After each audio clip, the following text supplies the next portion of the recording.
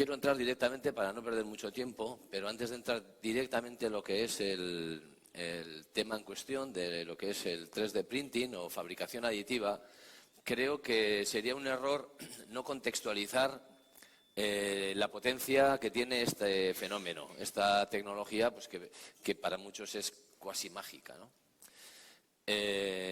Sabéis que estamos en un momento de un cambio social, económico, tecnológico tremendo. Incluso se le ha puesto nombre y desde las instituciones y desde muchos sectores y agentes económicos y sociales están día sí, día también insistiendo en la necesidad de hacer una transformación, porque entramos en lo que se llama cuarta revolución industrial, industria 4.0. La verdad es verdad que estamos entrando en una nueva fase de una sociedad industrial que nos ha marcado a todos. Se puede decir que prácticamente todos los que estamos en esta sala somos hijos de esa civilización, de esa cultura industrial. Tenemos la suerte aquí en Euskadi que en 2 generaciones hemos pasado de ser pues una sociedad muy rural a ser una sociedad industrial. Tenemos todavía en nuestras familias gente que todavía está, digamos, vive, entre comillas, la cultura rural y al mismo tiempo sus hijos pues han nacido ya en un entorno urbano, rural, cosmopolita. Bien, esa sociedad industrial efectivamente está entrando en una nueva etapa, la famosa cuarta revolución industrial, la famosa industria 4.0, eso es verdad, pero no es toda la verdad, ¿eh? No es que entremos en una fase nueva, en una nueva etapa de la cultura industrial, de la civilización industrial, como si fuese la prolongación de lo que ha sido esta cultura a lo largo de los 250 últimos años. Eso es verdad, que entramos en una nueva etapa.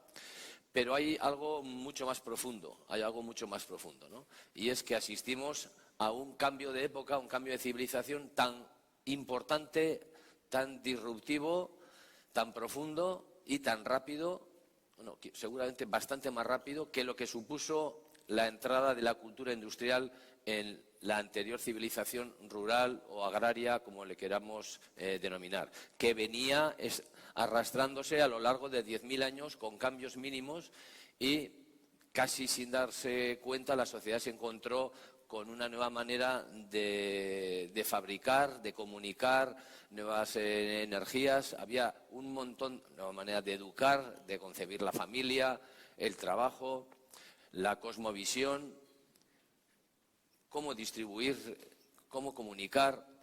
Eso supuso una auténtica alteración de lo que era la cultura ancestral agraria, hasta el punto de que no es que haya desaparecido la agricultura, pero ahora no le llamamos agricultura, ahora se llama industria agrícola, industria ganadera, industria minera. La industria que entra ahora en una corta fase va a seguir siendo industria, pero va a ser industria digitalizada, industria inteligente, industria conectada. Digamos que el denominador común, el dominante, va a ser el cambio digital que estamos experimentando en los últimos 15, 20 años y que, esto es lo importante, sabéis que en los últimos 20 años ha cambiado nuestra vida de una manera notoria, las maneras de vivir, de comunicarnos, de educar, de producir. Ese cambio ha supuesto un cambio importante en nuestras vidas, ha crecido en torno a prácticamente el planeta una auténtica red neuronal, un sistema nervioso nuevo que se llama Internet, en el que cada vez hacemos más cosas, en el que cada vez pasamos más tiempo y al que nos podemos conectar de manera ubicua. No es como hace muy pocos años que cuando íbamos a la oficina o estábamos en nuestra casa podíamos conectarnos. Ahora nos conectamos de forma permanente y continua, de forma ubicua. A partir del pequeño trasto este que llevamos todos en el bolsillo, podemos comunicarnos y hacer cosas que no podíamos ni soñar, ¿no? Bien, pues a esa red, a ese nuevo sistema nervioso que comunica a miles de millones de personas, empresas, organizaciones. Pues ocurre que está llegando en los últimos 3, 4, 5 años y los próximos 5 años, está llegando una segunda ola de nuevas tecnologías tan disruptivas como las que nos han precedido en los últimos 10 años, más potentes que el correo electrónico, más potentes que Facebook, más potente que esas aplicaciones a las que nos conectamos, y que van a enriquecer, van a impactar a esa red neuronal, a esa Internet, la van a enriquecer y le van a proporcionar unas herramientas impensables hace muy poco tiempo. ¿Qué herramientas? ¿De qué estamos hablando? Seguro que habéis oído hablar todos de la Internet de las cosas, por decir algo. La Internet de las cosas no es ni más ni menos, no es que sea una tecnología, no es ni más ni menos, sino que a esa importante red neuronal que tenemos vamos a añadirle un montón de sentidos, de sensores a las cosas, a los objetos, a los procesos, a las relaciones, también a las personas, que nos van a poder comunicarnos, se van a poder comunicar cosa con cosa, máquina con máquina, máquina con proceso, máquina con persona, en fin, todas las combinaciones que se nos ocurran, pero no solamente con una comunicación como quien envía un correo electrónico, sino que de la misma manera que nosotros, a nivel personal, tenemos 5 sentidos, oído, vista, gusto, tacto. Con 5 solo sentidos, con solo 5 sentidos, somos capaces de desenvolvernos por la vida, de ver cuando viene un coche, de apartarnos, de saber si este besugo está rico o no está rico, saber si aquel chico o aquella chica nos gusta. Solo tenemos 5 sentidos, pero le sacamos no solamente mucho partido, sino que son justamente los que nos han hecho prosperar en el planeta. Pues imaginad si en lugar de 5 sentidos tuviésemos 20, 30 sentidos que nos permitiese detectar la humedad, la temperatura, la inclinación, el estado anímico de cualquier cosa, objeto o persona que esté en cualquier sitio en el mundo, en tiempo real. Eso es lo que está a punto de ocurrir, lo que está empezando ya a ocurrir. Está empezando a ocurrir que a las cosas, a las piezas, a los recambios, a los coches, a las mesas, a las casas, a las bombillas, en las fábricas, por supuesto, a los semáforos, estamos empezando a inundarlos de pequeños sensores que proporcionan información, que capturan información, la comunican y que además tienen una identidad única, es decir, tienen una dirección única. Lo mismo que nosotros tenemos nombre y apellido y sabemos quiénes somos, también a partir de esto cada objeto, cada máquina, cada proceso va a tener una identidad, una dirección. Vamos a saber quién dice que hace 15 grados de temperatura o que está en tal coordenada GPS. Eso significa que vamos a tener una cantidad de información en esa red neuronal a disposición de todos los que estamos aquí, que vamos a tener una memoria aumentada, que vamos a tener una capacidad de proceso de esa información aumentada, que vamos a tener capacidad de que haya herramientas que le den significado a ese maremoto de datos que nos inunda. No es que tengamos muchos datos, es que tenemos ya cada vez herramientas que filtran todo eso y nos lo interpretan, nos dan significado. Bueno, esas son las características con las que normalmente definimos la inteligencia, ¿eh? Tenemos capacidad de memoria, almacenamiento de memoria, capacidad de comunicación, capacidad de proceso de esa información, etcétera, etcétera. Pues esa inteligencia es de la que se está apoderando esa nueva Internet. En esa ola, como digo, de nuevas tecnologías, hay varias, por supuesto, muy conocidas, no las vamos a decir aquí todas, pero hay una que está empezando ya a ser bastante conocida. No es que sea nueva, esta tecnología de 3D printing no es nueva, ni es de hace 2 años, ni de hace 3 años, ni de hace 4. Tiene más de 30 años. Otra cosa es que ahora esté llegando a nuestro conocimiento. Prácticamente todas las tecnologías, estas nuevas que nos llegan, recorren esta curva, que es muy famosa, La curva es de un poco de las sobreexpectativas que genera cualquier tecnología de estas tan novedosas, ¿no? Que cuando empezamos a oír hablar, da la impresión de que esto va a ser magia, que vamos a poder hacer todo. Con una impresora vamos a poder tener un hígado nuevo, una oreja nueva, hacer un pastel de manzana y hacer una pieza de la lavadora cuando se nos haya roto, ¿no? Y todo en la misma máquina. Bueno, cuando esa sobreexpectación toca techo y empezamos a conocer un poco de cerca qué es lo que puede hacer realmente, qué limitaciones tiene, parece como que pincha el globo, desciende esas expectativas hasta que la gente empezamos a dominar, nos hacemos con esa tecnología y vemos cuáles son las posibilidades reales que tiene. Y empieza a entrar en lo que se llama la rampa de productividad.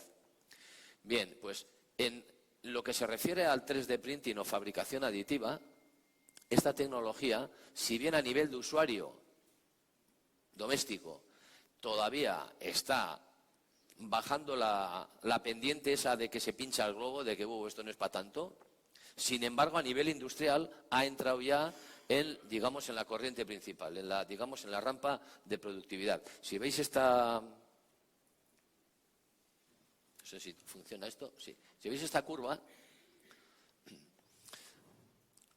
la impresión 3D a nivel empresarial está ya en esta posición, ya entrando francamente en todos los procesos industriales. Sin embargo, el 3D printing a nivel de consumidor todavía está cayéndose de la higuera, ¿no? Cayéndose del guindo. Ah, que no puedo hacer una oreja nueva. Ah, que no me va a hacer una tarta de chocolate, ¿no? Estamos ahí, pero realmente en el mundo profesional esto ya ha entrado. Empieza a ser ya un factor de competitividad y una ventaja. En cualquier caso, lo que está ocurriendo es que este conjunto de nuevas tecnologías, incluido el 3D printing, esta situación de ser algo global, digital, hiperconectado por todos los sitios, tiene dos rasgos muy importantes. Uno, que hemos creado una especie de pasillo entre lo físico y lo digital. Claro, hace 20 años cuando empezaron, que lo digital era que la foto, pues en lugar de en papel fotográfico, era en un soporte digital. O que en vez de escribir en una carta con papel, le mandábamos un correo electrónico. Pero es que ahora lo que está ocurriendo es que progresivamente todo lo que existe físicamente empieza a tener una réplica digital. Y no solamente es que tenga una réplica digital, sino que cuando actuamos en el campo físico, en el campo que hasta ahora le hemos venido llamando realidad, eso tiene consecuencias en la réplica de esos objetos digitales, pero también viceversa. Cuando actuamos sobre una representación digital en ese objeto, resulta que también tiene efectos en el mundo físico. Ese es el fundamento de lo que está ocurriendo ahora con la famosa cuarta revolución industrial, y en esto tiene mucho que ver la fabricación aditiva y también los escáneres 3D, de los que hoy vamos a intentar hacer un ejemplo práctico para que lo veáis en directo. Digamos que es el pasillo la puerta giratoria físico-digital, digital-físico. Pero que no es solamente que puedas pasar de un sitio a otro, sino que lo que hacemos en un sitio tiene consecuencias en el otro y viceversa. Eso tiene unas consecuencias enormes. Esto no tiene precedentes en la historia de la humanidad. Estamos hablando de que tecnologías muy importantes a lo largo de la historia de la humanidad ha habido, no infinitas, muchas menos, digo, importantes, ¿no? Que hayan realmente cambiado la manera de vida. Hay pocas. La revolución industrial fue una de ellas, la imprenta es una de ellas, la revolución agrícola es una de ellas, aunque no haya sido un invento, pero el vivir en ciudades es una de ellas. El lenguaje humano es lo que nos distingue de los monos, ¿no? Pero la tecnología digital, el conjunto de las tecnologías digitales, el fenómeno digital, es la primera vez que una tecnología modifica simultáneamente la línea de transmisión del conocimiento y la línea de manipulación de objetos y de producción. Esas dos cosas hasta ahora seguían con tecnologías y con soportes diferentes. Ahora resulta que una misma tecnología, un mismo fenómeno tecnológico está embridando a los dos. Esto tiene una gran trascendencia. se me olvidan pasar las diapos. Y por último también comentaremos que además de este pasillo físico-digital y digital-físico, estamos desplegando un mundo en red. Pero hay que precisar, redes ha habido siempre, siempre. Otra cosa es que las que hemos vivido en la historia de la humanidad hayan sido redes centralizadas o redes descentralizadas. Y por primera vez, y es por primera vez porque hasta ahora no teníamos un soporte tecnológico que lo posibilitase, por primera vez nos podemos comunicar y conectar de forma distribuida. Y además nos podemos comunicar personas, cosas, procesos, objetos. Esto quizás es una cosa que suena un poco abstracto, pero permitidme que me salte un par de diapos para que lo entendamos. Bien, la azul es una red centralizada. Hay alguien en el centro que jerárquicamente es el superior, que tiene una serie de vectores que descienden a los que están debajo de él, ¿no? Cuando aparece el telégrafo, cuando aparece el ferrocarril, etcétera, se posibilita la generación y la constitución de redes descentralizadas. Bueno, ahora estamos en un momento de la historia en el que Internet posibilita la red distribuida. Fijaros que en esta red amarilla distribuida no hay jerarquía, no hay un jefe que... Es más, esto si lo viésemos en tiempo real, veremos que cada uno de los nodos podemos cancelar el vínculo que tenemos con el de la derecha, con el de la izquierda, y hacerlo con el que está más allá. Lo podemos hacer. Esto es algo dinámico, mientras que las redes anteriores no eran. Y fijaros, por último, que las tres redes están conectando al mismo número de personas. Es decir, podemos comunicarnos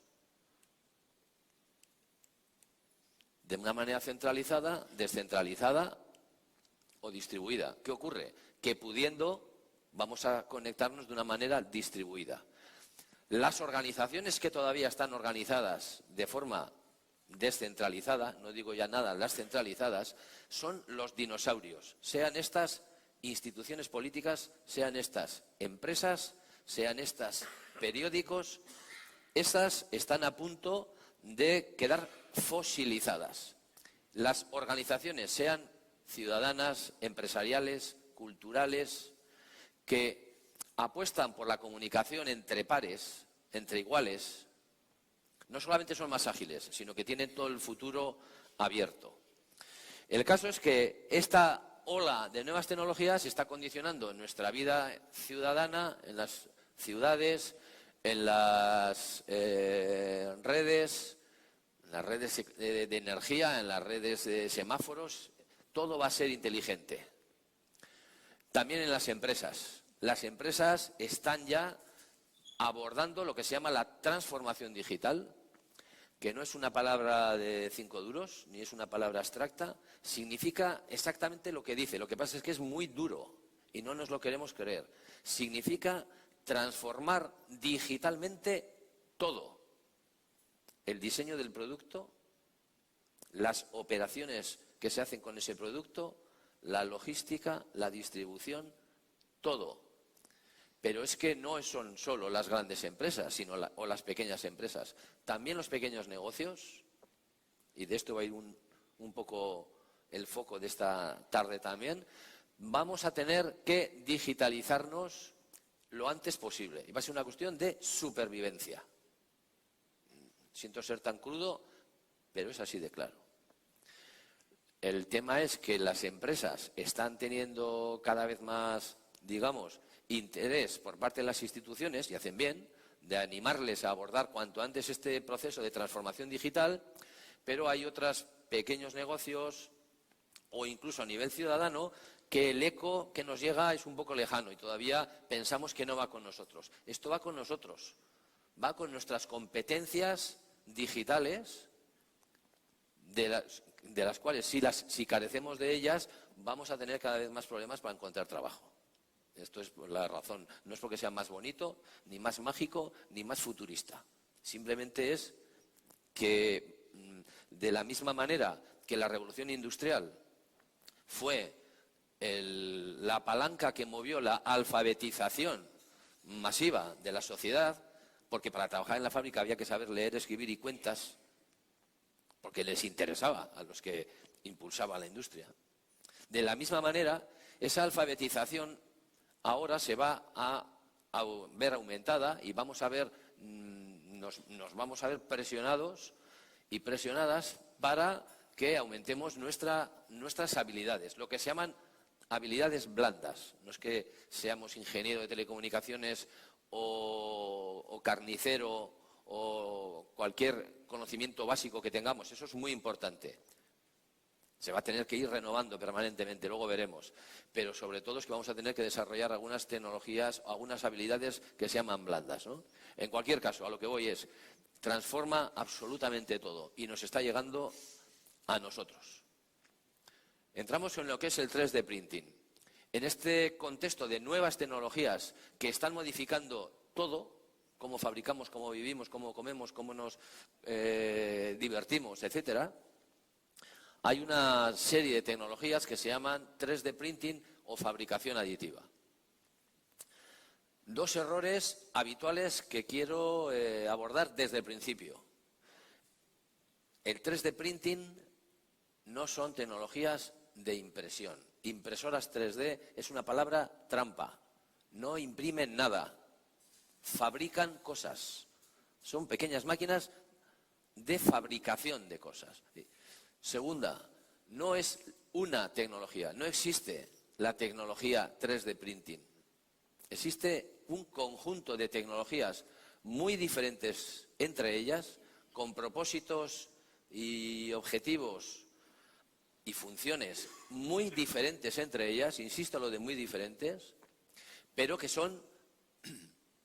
comparten tres características. Por eso se llaman fabricación aditiva. En el mundo profesional hasta ahora no se la ha llamado 3D printing, se llamaba fabricación aditiva. Últimamente pues prácticamente se usan como sinónimos, pero que sepáis, al menos en el mundo profesional, pues más de una vez lo vais a ver escrito tanto en inglés como en castellano, como en euskera, como fabricación aditiva. Bien, hay 8 o 9 grandes familias, más un montón de subfamilias muy diferentes entre ellas, pero comparten tres cosas. Tres cosas muy sencillas. Primero, son tecnologías de adición.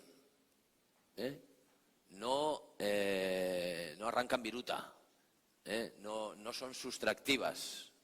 Tampoco son conformativas. No son como la fundición, no son como el estampado. Son de aporte de material. Aportan material. Todas ellas.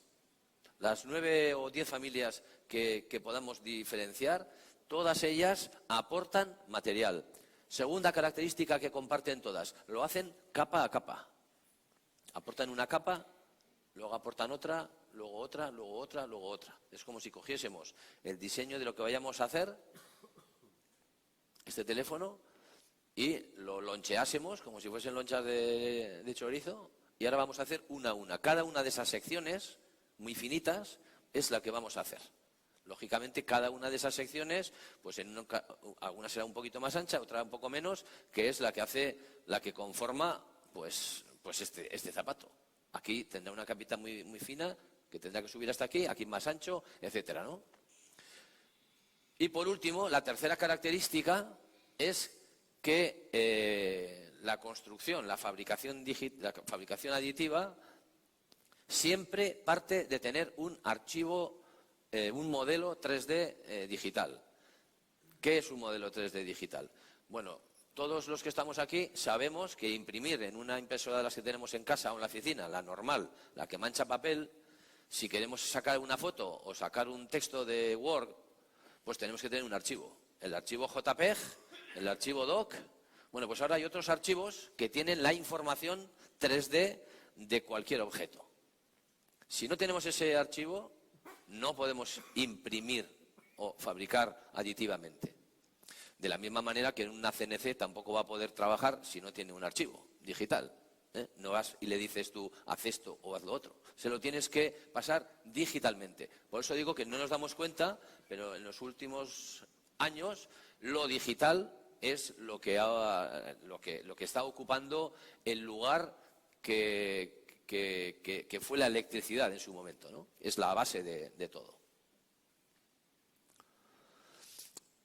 Bien, con esas tres únicas características que los unen, como digo, hay tecnologías muy diferentes y, por resumir, porque esto no sería más que un resumen muy ligero, vamos a decir que pues aquí hay 8 o 9 tecnologías diferentes. No vamos a entrar a detallarlas cada una de ellas, sería demasiado largo, pero sí decir que mientras unas trabajan con material plástico en forma de bobina que habréis visto, de hilo, como esta que está empezando a trabajar, que lo suyo le ha costado a Igor, que estaba bloqueado, trabajan una bobina con un hilo de termoplástico, como el ABS. El ABS, para que entendamos, es el plástico de los Legos, eso es. Hay otro tipo de termoplásticos muy habituales aquí, como el PLA, que es un bioplástico, es decir, este procede del almidón del maíz, con todas las ventajas ambientales que pueda tener, pero cada vez hay más materiales que trabajan de esta manera. Hay un extrusor que lo lleva a punto de fusión, lo derrite, por entendernos, y lo va depositando como el software le haya indicado y en función del archivo que hayamos metido. Es decir, plástico, extrusión de plástico, para entendernos. Hay otros que trabajan con unas resinas líquidas, en estado líquido. Y tienen la facultad de esas resinas de curarse, es decir, de endurecerse, cuando una luz ultravioleta incide en ellas. Y luego, esto significa que hay 2 o 3 tecnologías diferentes que aprovechan este fenómeno. Hay algunas que sobre una cubeta en la que está la resina en estado líquido hay un rayo láser ultravioleta que hace el recorrido, digamos, traza cada una de esas secciones, cada una de esas lonchas que decíamos, y conforme las va trazando sobre la superficie de la resina, la va endureciendo. Esto va haciendo un poquito hacia abajo, un poquito hacia abajo, un poquito hacia abajo, y va saliendo, va emergiendo, va endureciéndose el objeto que hayamos hecho. Evidentemente es mucho más preciso de lo que yo estoy diciendo yo, porque esta tecnología que acabo de describir se llama estereolitografía, tiene ya 30 años y al día de hoy es la tecnología de impresión 3D o fabricación aditiva más precisa. Es decir, con esta tecnología podríamos trabajar a nivel de milésimas, de 10, 12 micras podríamos estar trabajando. Pero hay otras que, en lugar de utilizar las resinas líquidas con un láser, hay otras que emplean una cosa mucho más sencilla. Es la lámpara de un proyector como ese que nos está proyectando las diapos. Está un poco modificado, es una lámpara ultravioleta que también hace lo mismo que el láser. La principal ventaja es que la tecnología con láser es muy cara y esta tecnología es francamente muy económica. Para que sepamos en qué órdenes de magnitud estamos hablando, mientras una estereolitografía puede costar, la pequeña, 200, 250.000 euros, esta otra, pues en torno a los 4, 5, 6.000 euros podemos encontrar máquinas. Hay otras que también aprovechan estas resinas en estado líquido para tirar microgotitas, lo mismo que las impresoras HP que tenemos en casa de papel, que tienen un cabezal que tira microgotitas de tinta, pues estos tiran microgotitas de resina. Y hay una luz ultravioleta también que capa a capa la va curando y la va solidificando. Hay otras tecnologías que trabajan no con plástico en hilo ni con resinas en estado líquido, sino con un material en polvo, un polvo muy fino, como un talco. Y las hay de polímeros como de poliamida, de nylon, para entendernos, y también con un sistema parecido al del láser. Bueno, de hecho utiliza un láser, pues digamos que funde esas partículas en polvo de la poliamida y va haciendo la pieza que estábamos haciendo. Este es un sistema que se llama sinterizado láser selectivo, SLS, y a día de hoy, a nivel profesional, podemos decir que es el 80% de la producción de 3D printing que hay en el mundo, la profesional, el 80% 84 creo que es, lo hace el sinterizado láser selectivo, SLS. Son máquinas grandes, muy costosas, no son domésticas. El material es relativamente económico y la precisión y las características mecánicas con las que hacen las piezas, insisto, son industriales y son muy buenas. Luego hay otros que también trabajan con polvo, pero polvo de metal. Piezas metálicas, con unas características mecánicas y metalúrgicas comparables a las de la fabricación tradicional en metal, en cualquiera de sus maneras. Es un proceso caro, las piezas siguen siendo caras, pero pueden hacer geometrías absolutamente impensables para un mecanizado o para una fundición. Hacen cosas absolutamente, que no se nos ocurriría hasta ahora, ¿no? Podemos hacer piezas incluso con canales de refrigeración interno, por ejemplo, ¿no?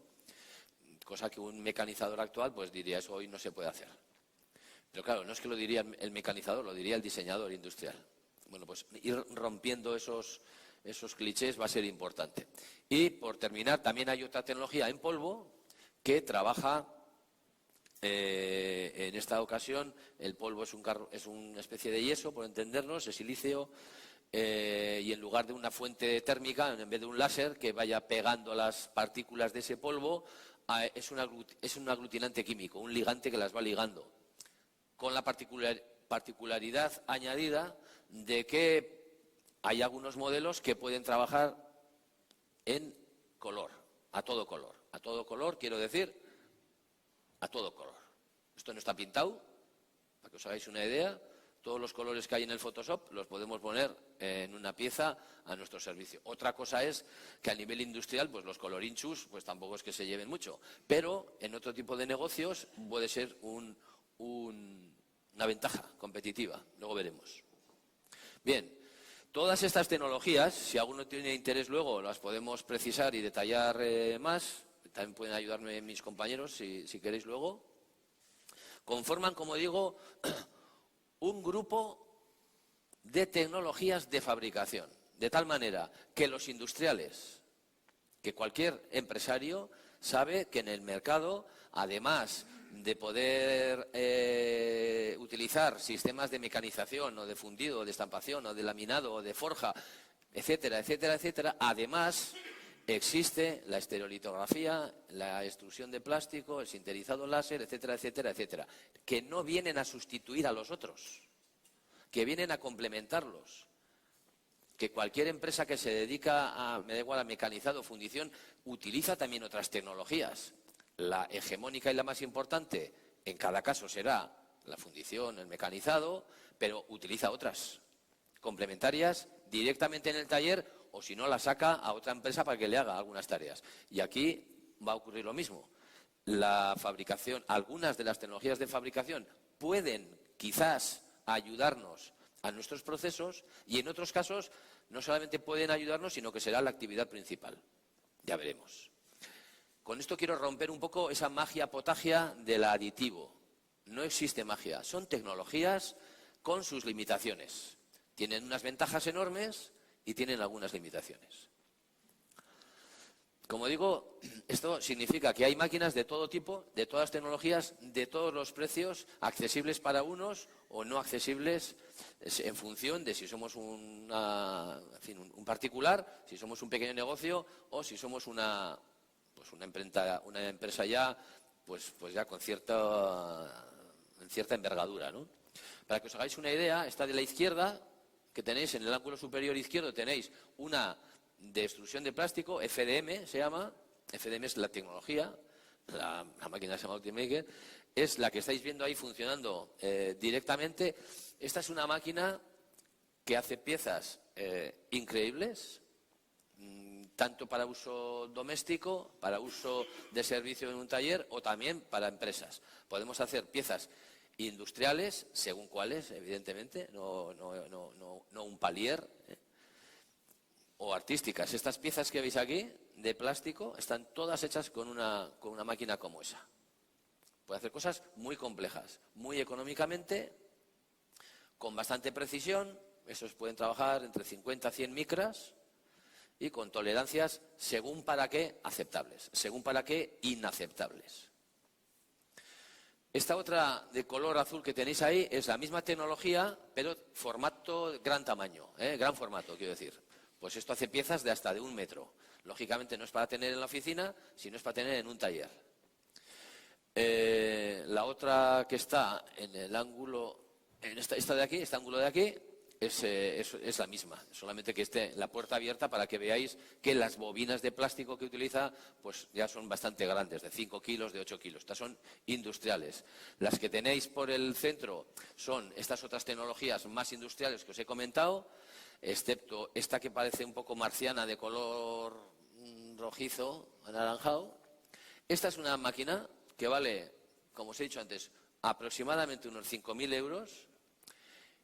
Y hace cosas muy parecidas en cuanto a calidad, me refiero, y a calidad superficial y a precisión, que esta otra de aquí. Esta vale 250.000 euros, esta vale 5.000. No se le puede pedir lo mismo, pero para algunas cosas es más que suficiente.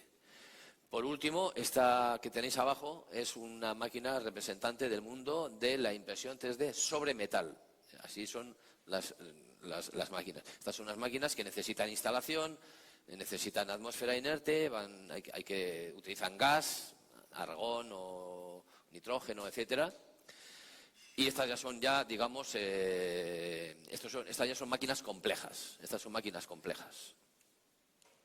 Bien, ¿qué ventajas podemos obtener? ¿En qué se diferencia de este sistema de fabricación de otros, digamos, tradicionales, de los que hemos conocido toda la vida? Yo destacaría, en primer lugar, sin ningún lugar a dudas, la capacidad y la libertad de diseño que proporciona. Estamos hablando, para que os hagáis una idea, una cosa compleja. Voy a pasar de diapo. Esta pelota de acero que veis ahí, eso se lo entregáis a un mecanizador y no veáis lo que os va a decir, ¿no? Eso no se puede hacer. Ese es un diseño que ningún diseñador industrial lo propondría para llevar a una fábrica. Esto es tan sencillo de hacer para una máquina de impresión 3D como un cubo macizo. Es igual, le da igual, no distingue. Esa es la ventaja que tiene. La capacidad de hacer geometrías impensables. Claro que esto tiene su contraparte. Para aprovechar esa capacidad, los diseñadores industriales buenísimos que tenemos, especialmente aquí, deben cambiar el chip. Estas máquinas no son para hacer lo que tú hacías antes con esta máquina, sino para aprovechar lo que puedes hacer para diseñarlo de otra manera.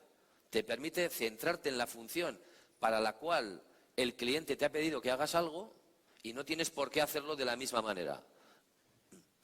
Esto que veis aquí es un ejemplo, en este caso es plástico, pero lo podemos hacer en metal. Es más, esto lo hemos copiado de una pieza que es de metal. Entonces, esta es una solución tradicional, una pieza industrial, creo que esto es de avión, y estos son dos soluciones alternativas de un diseñador que se le ha ocurrido hacer este diseño por fabricación aditiva. ¿Por qué? Porque cumple la misma función de seguridad, de fortaleza, de porosidad, de todo lo que queráis, pero tiene mucho menos peso, tiene mucho menos material y aunque parezca mentira, cuesta menos tiempo que esto. Desde nuestra óptica tradicional, un mecanizador diría, es que esto además me lleva más tiempo porque tengo que hacer aquí agujeros. No, este no ha hecho ningún agujero, simplemente ha hecho solamente estos nervios o lo que sea. Si estamos hablando del mundo de la aeronáutica, sabéis lo importante que es el peso, lo importantísimo que es el peso. Si tú reduces cada pieza en un 40%, en fin, las compañías aéreas le van a prestar mucha atención. Hoy en día, empresas que están tirando de la fabricación aditiva de metal son fundamentalmente aeronáutica y, en segundo lugar, automoción, pero fundamentalmente aeronáutica. Pero insisto, estamos hablando de la libertad de diseño y la capacidad de hacer formas muy complejas, impensables. Además, esto reduce el tiempo que un desarrollo, que el diseño de un producto o el rediseño de un producto está en el departamento hasta que llegue al mercado. Esto acelera la velocidad a la que el departamento de innovación, de diseño, de I+D+I, prueba cada una de los prototipos que hace. Reducción de costes de utillaje, en el sentido de que tú vas a poder hacerte tus propios utillajes, tus propios posicionadores, tu pasa no pasa, o incluso dedicarte profesionalmente a hacer utillaje para terceros, hacer moldes o huellas o lo que quieras, ¿no? Esto nos pone, nos alinea con uno de los nervios más importantes de la industria 4.0. La industria 4.0, que es un concepto alemán, surge fundamentalmente porque querían y quieren resolver un problema que tenemos en todos los países industrializados, especialmente en Europa. Y es que la productividad no ha ido a más, ha ido más bien a menos, mientras que la complejidad y la variación en las series ha crecido, al mismo tiempo que está creciendo la calidad. ¿Cómo combinamos necesidad de producción con necesidad de hacer series cortas o unitarias y mantener la calidad? Parece que son cosas que no encajan bien.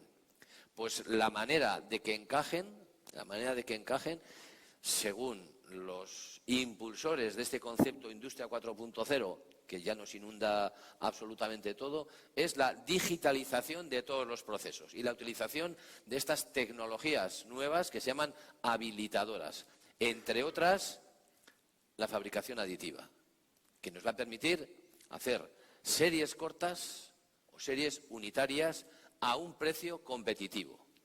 Luego lo vamos a ver con un poquito más de detalle. Y este es un tema muy importante, porque esas tecnologías, si no son rentables, no van a prosperar en el mercado. Y, por supuesto, luego tenemos otras ventajas, como es la reducción de plazos de entrega, en muchos casos una reducción pues sustancial. Hay piezas que se hacen en el mercado, pues te tardan 4 o 5 semanas en hacerlo y nosotros, estas tecnologías te las pueden proporcionar en 2 o 3 días. En algunos casos, si la tienes tú, mucho más rápido, claro. Digo 2 o 3 días si la externalizas. Y luego estaría, digamos, reducción de costes de la materia prima, porque utilizas mucho menos. Imaginaros aquí, en este caso, imaginaos en piezas ya grandes o en muchas piezas. Pues aquí hay un porcentaje de reducción de material utilizado que no tiene mucha importancia porque es un plástico que vale 25 euros el kilo. Pero si estamos hablando de titanio, amigo, esto cambia. Si estamos hablando de fibra de carbono, esto cambia. Entonces, una reducción del 25, del 30, del 40% en cantidad de material utilizado es muy importante para cualquier empresa, sea grande o pequeña. Y esta es una de las ventajas que tiene. Y luego también la posibilidad, pues de como puedes hacer muchas piezas, esas geometrías complejas, pues en muchos casos lo que en otras ocasiones se ha venido haciendo, ensamblando varias subpiezas, o atornillándolas, pues en este caso no hace falta absolutamente nada porque es una única pieza. Resumiendo, las principales ventajas que tiene esto son, en primer lugar, que la complejidad geométrica que se nos pueda ocurrir no va a encarecer el proceso de fabricarlo, de producirlo. No es más caro porque sea más complejo, cosa que rompe una regla industrial hasta ahora, cuanto más complejo, más caro. Y segundo, que la personalización no encarece el proceso. Eso significa que no es lo mismo hacer 20 piezas idénticas que imagínate que puedas hacer 20 piezas, cada una de ellas diferentes, y que tengan el mismo coste. Las puedes personalizar o simplemente hacer variantes en la oferta al mercado. Insisto que esto conlleva un reto fundamentalmente para los diseñadores industriales. Los diseñadores industriales en este momento son el vértice de la pirámide del ecosistema 3D, vamos a decir, porque es lo más importante. Si las máquinas nos lo pueden hacer, aunque estén ahora más o menos lejos de nuestro bolsillo. Si los escáneres, como veremos ahora, nos lo pueden hacer, si el software lo puede hacer, si yo tengo dinero para comprar eso, ¿en qué me voy a diferenciar del de al lado? Pues nos vamos a diferenciar por las propuestas de diseño, sea un diseño más funcional, más económico, más bonito, más atractivo, lo que queráis. Pero es el diseño el que en este momento está ganando fuerza y posición. Bien, digo que el 3D es un ecosistema, no hay solo impresoras 3D. Adquirimos una impresora 3D y ya está. Eso sería un error muy importante. El 3D es un ecosistema. Hay muchos agentes, hay muchos elementos a tener en cuenta. No significa que tengamos que tener todos.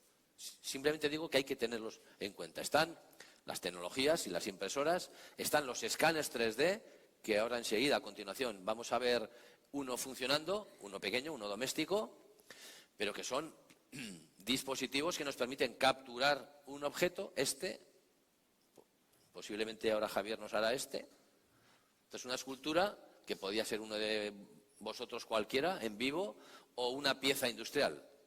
Y ahora lo vais a ver en vivo, vamos a capturar esto digitalmente y vamos a tener una réplica ya en el ordenador fiel de esto. A partir de aquí, si es una escultura, pues podemos hacer réplicas a escala, más pequeñas, más grandes, o en un material o en otro. Si es una pieza industrial, vamos a poder hacer muchas más cosas. Vamos a poder hacer control dimensional, vamos a poder comparar la pieza que hemos fabricado nosotros con la que nos había pedido el cliente, compararla, ver si tenemos desvíos, si hay demasías, o incluso podemos hacer ingeniería inversa, es decir, de una pieza que no tenemos, la escaneamos y vamos a poder tener el modelo paramétrico, el árbol de operaciones, vamos a poder luego trabajar con él, ¿no? Está el software, no os voy a aburrir, y están los materiales. Ahora mismo el mundo de los materiales para impresión 3D es uno de los motores principales de todo este ecosistema. Si hace 4 o 5 años los materiales para impresión 3D todavía destacaban porque había pocos, ahora mismo es imposible seguir la velocidad a la que están apareciendo en el mercado nuevos materiales. Están apareciendo a una velocidad, diariamente aparecen. Igual me da termoplásticos para una tecnología que nuevos metales en polvo para fabricación en sinterizado de metal, etcétera, etcétera.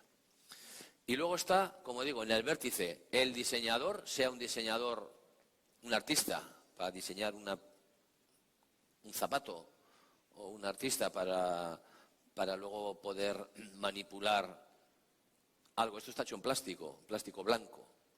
Pero luego ha habido alguien que ha sabido tratarlo, pintarlo, para que tenga una cierta apariencia. Es decir, que no es que va a venir la máquina y nos va a quitar a todos. Justamente nuestro talento va a estar justamente en mitad de todo ello, ¿no?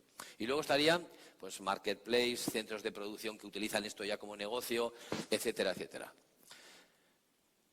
La formación, que está aquí en esta esquina, si de esta charla salimos con la idea de que más nos vale a todos ponernos las pilas en cuanto a empezar a familiarizarnos con esto, al nivel que sea, no significa que tengamos que hacer ingeniería industrial nadie, pero sí empezar a familiarizarnos. Pensad que hace 5 años muchos de vosotros igual no sabíais ni enviar un correo electrónico, o no sabíamos navegar por Internet. En muy poco tiempo hemos tenido que incorporar nuevas habilidades y no pensemos que hay que quedarse ahí, porque es que ahora vienen otras muy importantes que nos abren un mundo que es realmente fascinante. Poder escanear a nuestra nieta es tan fácil, lo vais a ver ahora, es casi tan fácil como sacar una foto. Y lo vamos a poder tener en 3D. Y vamos a poder hacer no una foto en 3D, sino una piecita en 3D, de la nieta o de la abuela, ¿no?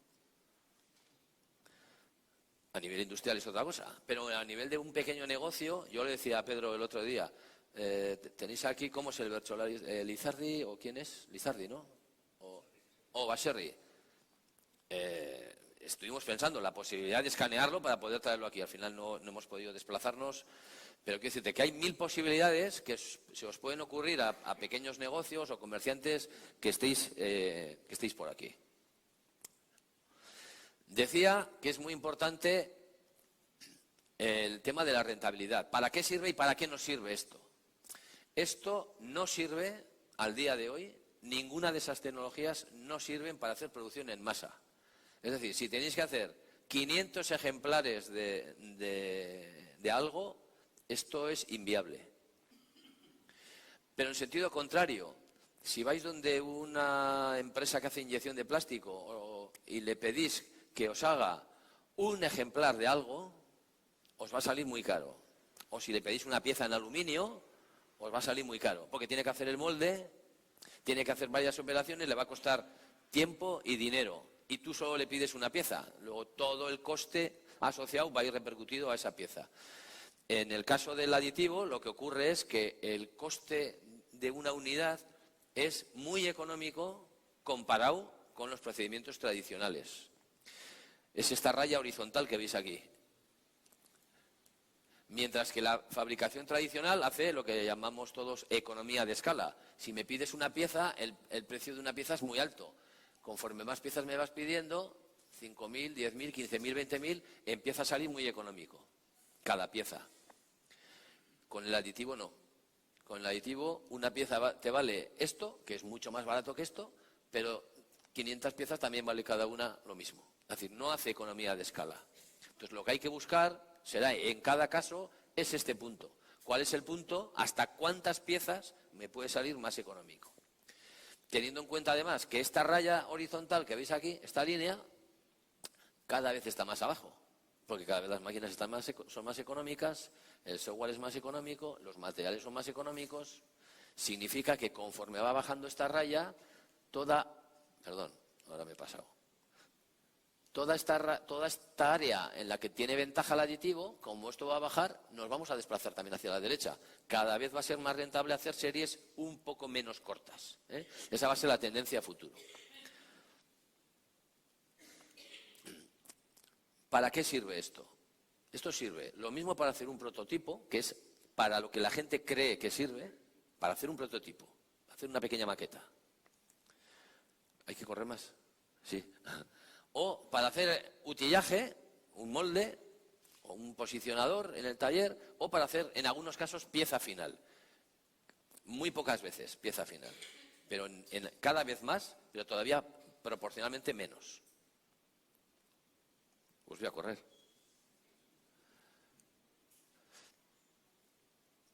Y aquí le voy a dar paso a mi compañero Javier Echarte, porque hemos dicho que estamos en un mundo en el que podemos pasar de lo físico a lo digital y de lo digital a lo físico. Esto que vamos a ver, que va a hacer Javier ahora, a nivel de una empresa, se hace con otros escáneres, lógicamente más potentes y más caros también. Podemos hacer. Bueno, vamos a escanear esta figurita, que es pues muy conocida, ¿no? Pues es el premio de los Goya, pues un personaje conocido. Pues ahora Javier nos lo va a escanear. ¿Dónde te vas a poner? ¿Aquí? ¿O dónde? Vamos a ver, para que os hagáis una idea, el escáner que vamos a utilizar es esto que está aquí. Es como un móvil. Los industriales pueden ser mucho mayores, evidentemente. Pero este escáner que veis aquí ya tiene 2 años, me parece. Esto ha ido evolucionando. Lo que es la tecnología que hay en ese escáner ya está vamos a decir, en los boxes, en los talleres de Google para los teléfonos que van a ir sacando. Google y otros, no solamente Google. Quiero decir que es que esto que veis ahí ahora con un escáner que nos parece una novedad, en menos de 2 años va a ser tan habitual llevarlo incorporado en el propio móvil como una función más, ¿eh?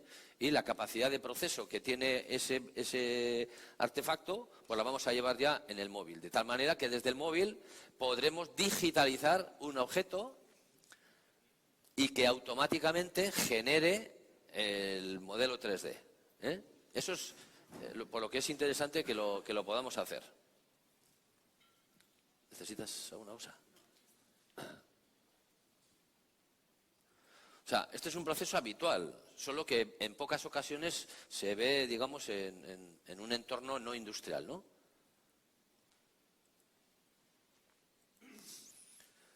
Lo que hacen los escáneres, este y todos, es que van con diferentes tecnologías, en el fondo, lo que van es midiendo los puntos que componen la superficie del objeto. Digamos, la cartografía del objeto, la superficie. Entonces, claro, la frente está un poquito más alta y más retirada, la nariz está un poco más adelantada. Pues imaginaros miles de puntos barriendo esa superficie y cada uno de esos puntos le proporciona al escáner la coordenada espacial. Eso nos genera lo que se llama una nube de puntos, y luego ya esa nube de puntos, los que estéis ya un poco en el mundo más industrial, eso se convierte en una malla poligonal y luego eso ya se convierte posteriormente también en un modelo CAD que se pueda manipular. Entonces, ¿qué quieres? Ah,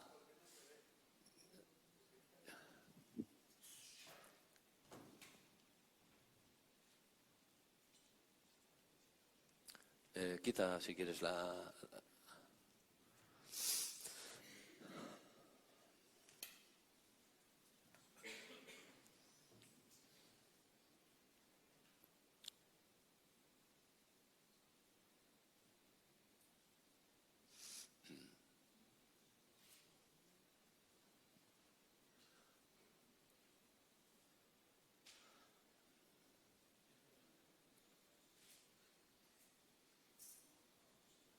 Ya.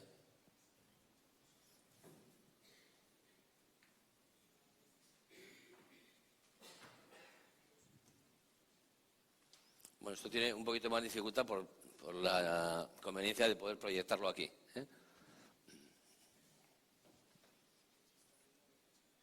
¿Eh? Vale, sí. Lo que aparece con un poquito más de color a la izquierda, esta planta a la izquierda, es lo que está escaneando Javier ahora, ¿eh? ¿Veis ahí la mesa? Se ve la figurita, la zapatilla.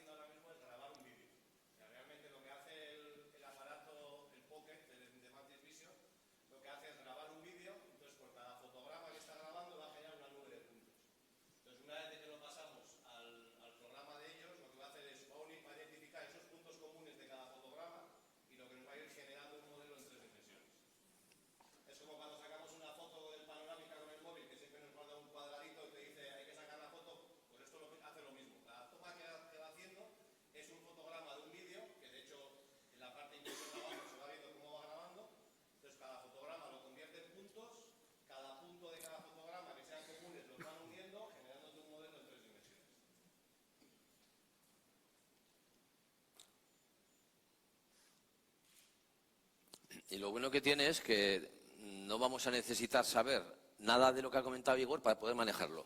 Es decir, no, es verdad.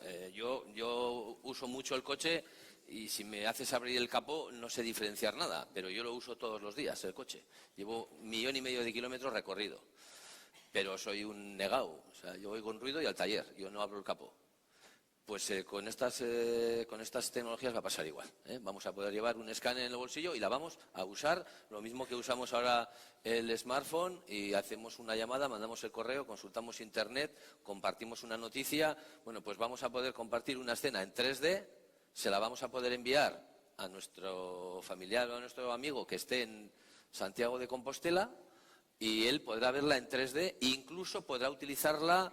Pues de la misma manera que ahora hay aplicaciones que a las fotos les pones colores, marcos, etcétera, pues también con ese escenario podrán manipularlas, ¿no?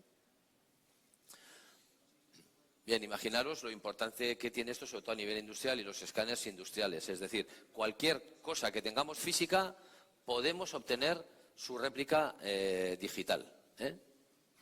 Evidentemente hay decenas de tipos de escáneres, ¿eh?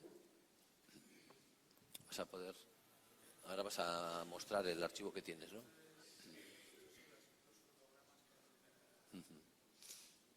Esto es lo que ha obtenido y luego ahora el software va cosiendo con la ayuda de Javier y ahora vamos a ver cómo quedaría, ¿no? Sí, yo creo que sí. Aquí no vamos directamente a ver el modelo, vamos. No vamos a estar aquí haciendo un taller de escaneado, ¿no?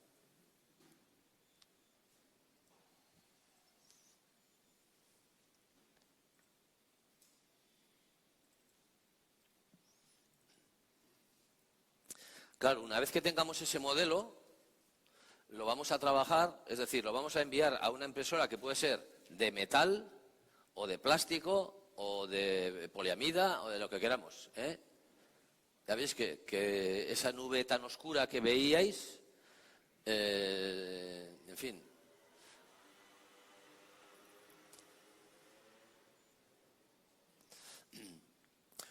Por ejemplo, ya que estamos hablando de figuras, pues esto se está utilizando mucho, aparte del tema industrial, pues se está utilizando mucho en patrimonio cultural, ¿no? Es decir, hay instituciones religiosas o civiles que están digitalizando las piezas de valor, sobre todo aquellas que corren cierto riesgo de que o se deterioren o de que las roben o lo que sea. Y en muchos casos lo que vemos cuando vamos a visitar algún centro, alguna iglesia, alguna ermita o algún museo, realmente no es el original, ¿eh? Lo que vemos es una réplica. Vemos una réplica y el original está a buen recaudo. Nosotros hemos hecho, concretamente Javier ha participado en varias operaciones en patrimonio cultural de símbolos importantes de nuestro país, como es el Ángel de Aralar, por ejemplo, ¿eh? Y otras piezas que también se puede utilizar, como digo, no solamente pues, en arqueología, etcétera, fósiles, en fin, cosas de todo tipo, impensables, que van a facilitar pues labores educativas, labores de reconocimiento, de interpretación, etcétera, etcétera, ¿no? Bien, esto es muy importante. Muchas gracias, Javier. Esto es importante por una razón. Con esto, si quieres, voy terminando. Muy importante. ¿Eh? Ah, vale. Luego, si queréis, vemos posibilidades de negocio, pero con esto sí que quiero terminar. Este mundo digital, el mundo de la impresión 3D, tiene una cosa muy importante, y es que podemos materializar cualquier cosa que esté en un archivo 3D. Pero es que lo necesitamos, el archivo 3D. Necesitamos contenidos digitales. Y los contenidos digitales, cualquiera de nosotros los puede obtener solo de tres maneras. Una, porque seamos un diseñador industrial y manejamos muy bien algún CAD, CATIA, SolidWorks, Unigraphics. Hay decenas de programas, Geomagic, SolidEdge. Pero normalmente el 90% de la población no sabe manejar esos programas. Y no son programas con una curva de aprendizaje rápida, son programas complejos. Tienes que ser diseñador industrial o ingeniero o delineante o arquitecto para poder, tienes que saber lo que estás haciendo. Aunque también hay programas de software muy económicos, tan económicos como que son gratuitos, como que no hay que instalarse nada, como que son online, como que los chavales de 8 y 9 años les cuesta hacerse con ellos pues aproximadamente entre 15 y 20 minutos, es decir, no les cuesta nada, se lo comen y los ves manejarse en un entorno 3D, desarrollando su capacidad espacial. Es decir, podemos trastear con programas 3D sin coste alguno desde casa. Podemos. ¿Hay que tener algún conocimiento previo? No. Yo os invito a que lo utilicéis. No importa ni vuestros estudios, ni vuestra edad, ni nada. Es tan fácil de manejar que os podéis hacer con ellos en el mismo día, en la primera sesión. Desde luego no vais a diseñar una turbina de un avión, pero podemos hacer muchísimas cosas. La segunda manera de obtener contenidos digitales es esta que habéis visto, digitalizar a través de un escáner. Y los hay desde 500 euros. No para hacer cosas tan chulas como las que podemos hacer con otros profesionales, pero para empezar, más que suficiente. Y hay otra manera, última manera, es ir a un marketplace, ir a Google y buscar, y seguro que tienes archivos de muchas cosas. Hay millones de archivos. Solo que esto, lo bueno que tiene es la personalización. Si vas a hacer algo que ya está, que ya lo ha hecho alguien, pues no le vas a poder dar ese toque. Entonces, hay dos grandes vías, entonces, el software de diseño 3D o el escaneo. Yo con esto a lo que os animo es, con esto ya me callo, Pedro, que no penséis que esto es para tecnólogos, que no es para grandes profesionales, que hay primeras aproximaciones a lo que es la fabricación aditiva. Esas máquinas, nosotros hemos dado talleres de aprendizaje a jubilados y a niños. Nosotros hemos dado talleres a partir de 8 años de robótica infantil y de impresión 3D. Y hemos dado para jubilados. O sea, no hay que tenerle miedo ni a esto ni a los escáneres. Los pequeños negocios y los comercios con más razón todavía para que os aproximéis a la digitalización de vuestro trabajo, de vuestro ocio, etcétera. Y si queréis, pues que arranquéis también con el 3D printing o fabricación aditiva, que os dará muchas alegrías y posiblemente algunas ventajas en vuestros negocios. Eta momentuz, geratuko... Bai. Lo que queráis.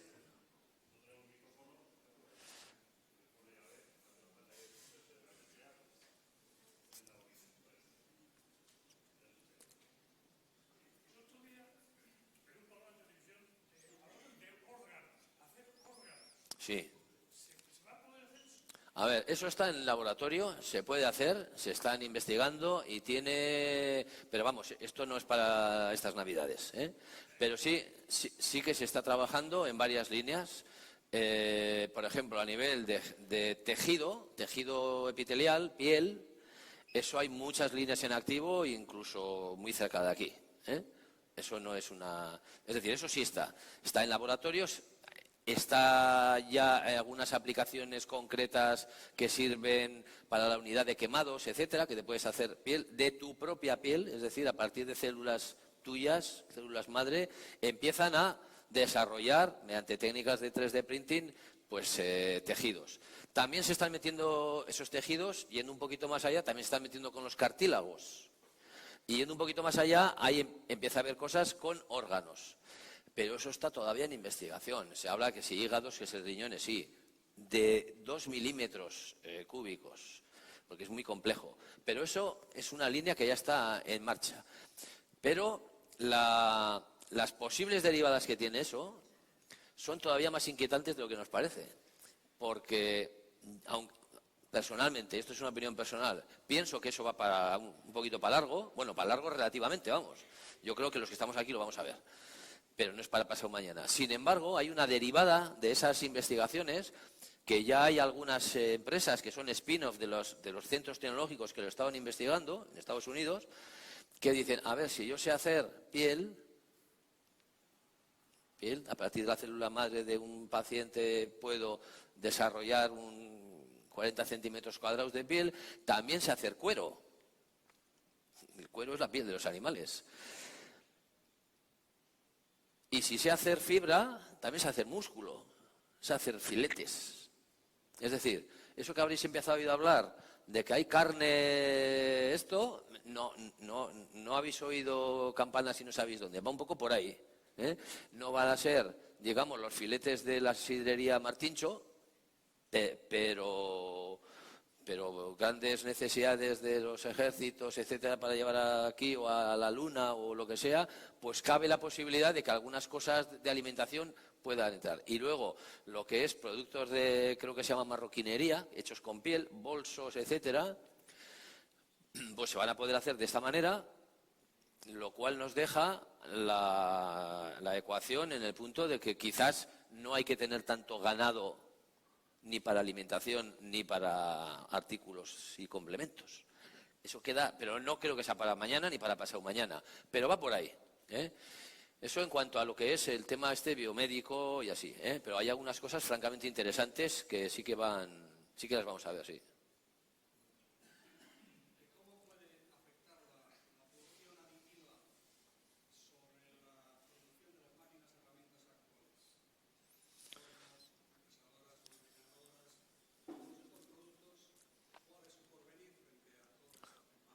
Bueno, pues antes he intentado dar un par de pinceladas de aproximación a ese. Yo, para empezar, pienso que la máquina de herramienta que conocemos es para producción en masa, digamos, para hacer grandes tiradas de cosas, cosa que es imposible que el aditivo pueda competir al día de hoy. O sea, le quedan muchos años para ponerse a la sombra siquiera. Y luego está la otra, y es que hay muchas empresas de máquina herramienta que fabrican máquina herramienta, que desarrollan máquina herramienta, que justamente lo que están haciendo es incorporar procesos aditivos al mix de tecnologías que tiene la máquina herramienta, la CNC de turno. Es decir, que además de los 5 cabezales automáticos y no sé qué, tienen otro que incorpora algún proceso aditivo. Y eso además aquí en Guipúzcoa, por lo menos tres experiencias conocemos. O sea, que dice que aquí no estáis atrás, ¿eh? Aquí no se está atrás, afortunadamente. Pero por eso insistía, este conjunto de tecnologías no viene a comerse a la otra, van a ser complementarios. Y hay cosas que es que no tiene color, vamos. Lo que pasa es que no vas a poner en marcha un maquinón de la Novat en marcha para hacer esta pieza, ¿no? No vas a ponerla porque para hacer una pieza no pones en marcha una máquina de esas.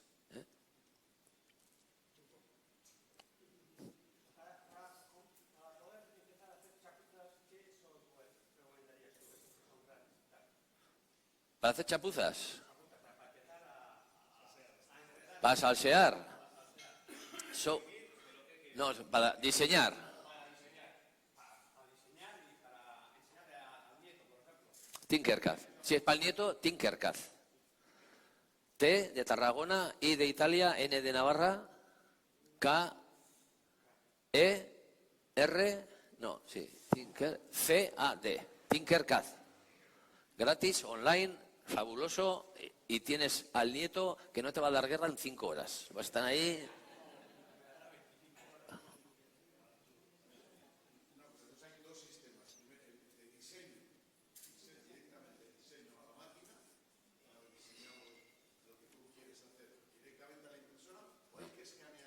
No. Tú diseñas y ya tienes un archivo 3D. Pero ahora a ver, es que hemos simplificado mucho. Cuando tienes un modelo 3D, sea mediante software o mediante escaneo, cualquiera de las dos, no las dos a la vez, sino o una u otra, tienes un modelo 3D.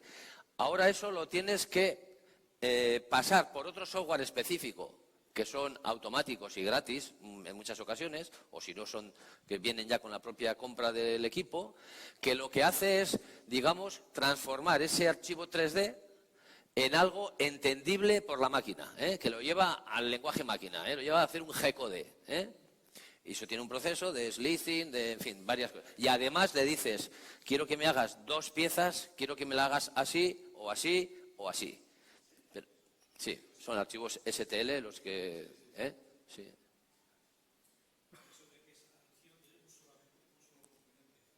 No te he oído bien, ¿eh?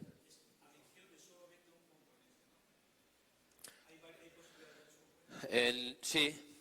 A ver, mira, ahora mismo lo que tienes es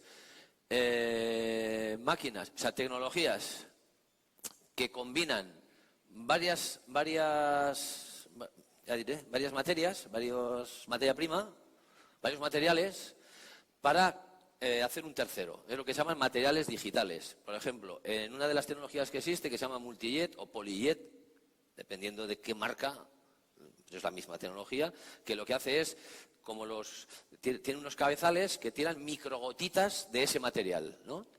Bueno, pues pueden tirar microgotitas de diferentes materiales para que tengan diferentes características. ¿Qué características normalmente?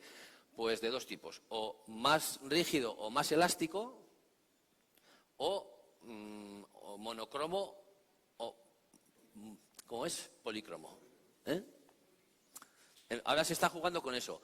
Lo que viene, pero muy cerquita, 2, 3 años, es que vas a poder conseguir materiales con diferentes características, no ya de dureza o no dureza, o sea, más elastómeros o menos, sino que vas a poder conseguir conductividad, que sean conductivos o no, vas a poder hacer circuitos, o que sean transparentes, o que esta parte sea dura y esta parte sea blanda. Va la cosa un poco por ahí.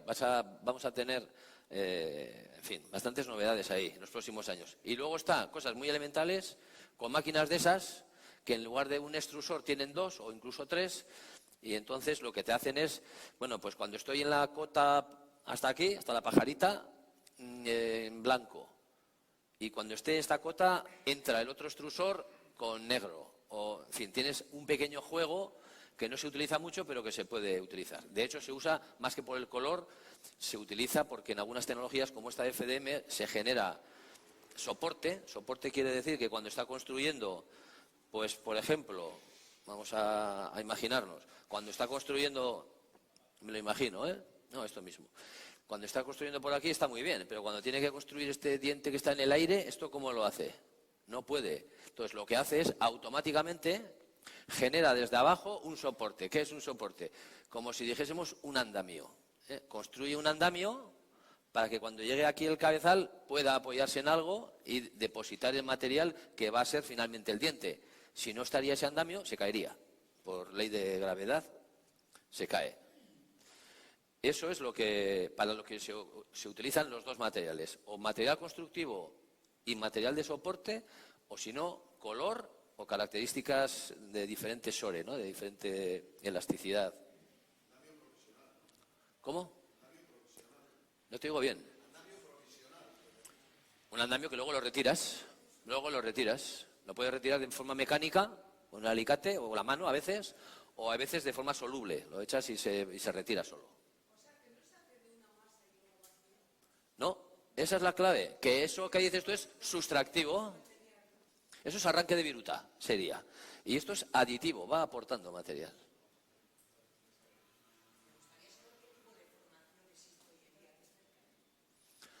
Pues, hombre, yo lo que conozco, no digo que sea el único que haya, pero lo que yo conozco es lo que hay en el IMH, que lo tenéis relativamente cerca.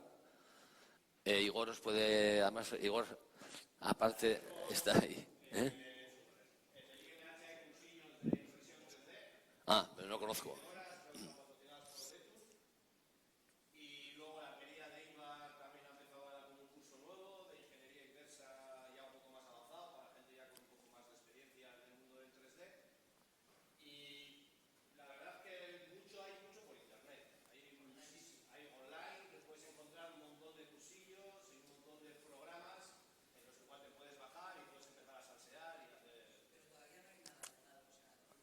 No,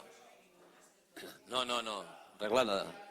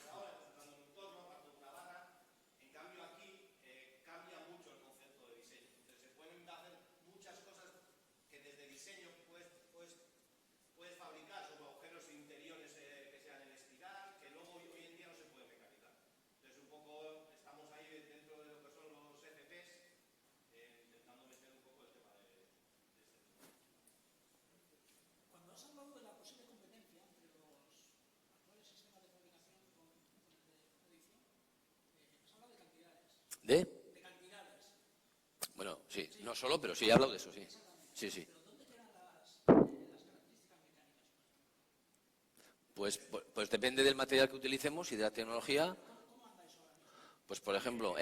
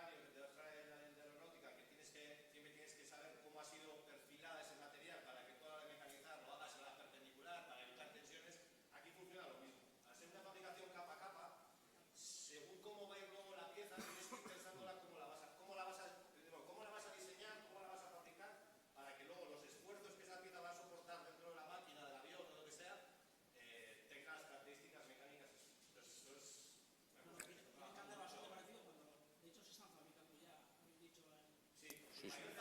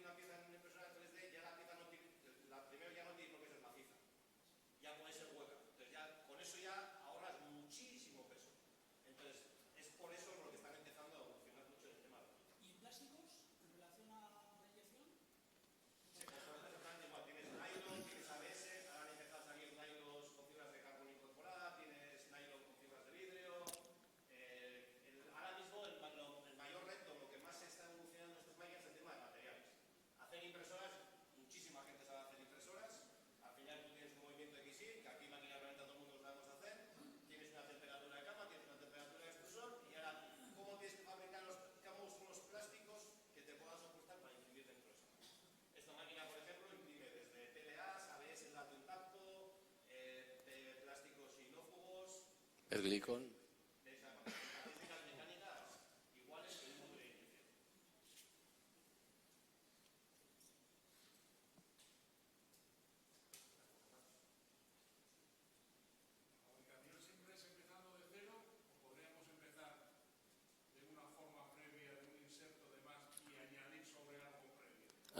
Hay de las dos. Hay de las dos. Ahora aquí se está desarrollando la segunda que dices tú.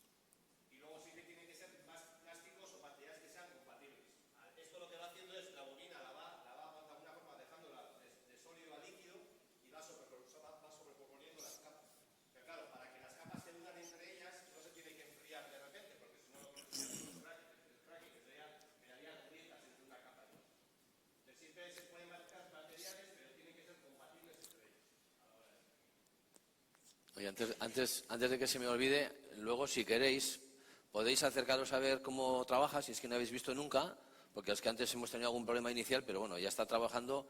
Digo, ahora podemos seguir el diálogo, pero luego pues podéis acercar aquí para verla. Seguro que hay gente que no la ha visto todavía nunca, entonces para que veáis cómo trabaja. Pero si queréis seguimos ahora esto. ¿Es verdad?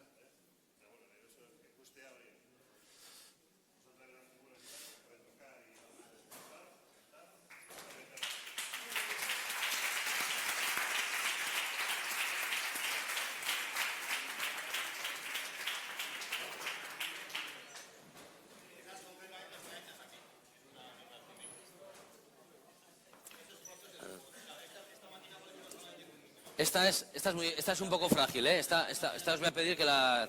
No, cógela, pero con un poco de... Pero que no la hagáis así porque es frágil. No. Es como una escultura. Es como una escultura. Una escultura.